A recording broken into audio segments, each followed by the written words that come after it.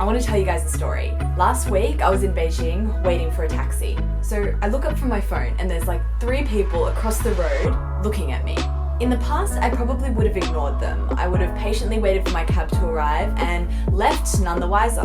But recently, I've been trying to live in the moment and open myself up to new interactions, new people, and new experiences. So instead of ignoring them, I smiled and I waved back. What followed was one of the most poignant and amazing China experiences I've ever had. Across the street, they waved, smiled, and we started having this conversation from across the street.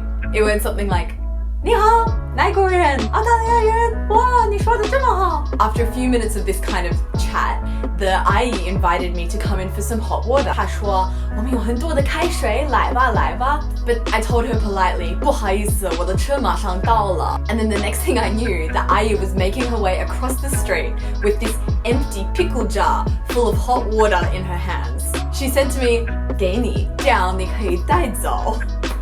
Needless to say, I was incredibly touched by this gesture, a first-hand display of the Chinese 热情 we all know and love.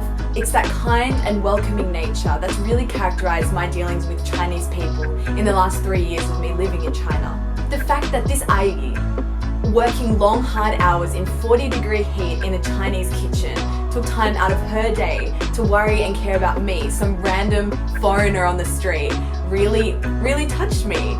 But that isn't the end of the story. My taxi driver then arrived and the shufu gave me the weirdest look as I struggled to get into the taxi with this jar of like hot water in my hands. Like, 这个干嘛? So I told him what had just happened and then he asked me, what are you going to do with it? And I answered his question with another question. 有没有茶叶呢? And he stopped the car, got out, went to his boot and brought out some of his Longjing tea leaves. 西湖龙井，这是我最喜欢的茶。So then we took some of the tea leaves, put it in the jar, and then we shared a jar of tea in the back of his cab, both giggling like little girls. Me, because of what I had just experienced, and him, because he was sharing a jar of tea with a blonde foreigner in the back of his cab. Score! I wanted to share this story because I think these moments of pure human experience and interaction is what the world needs more of. We just need to open ourselves up to these experiences and it can quite literally change our life or our perspective on it. I love China because I have moments like this every single day. I am constantly humbled by the kindness and compassion of strangers. And I know that I'm going to leave China one day a much better person than the day I came.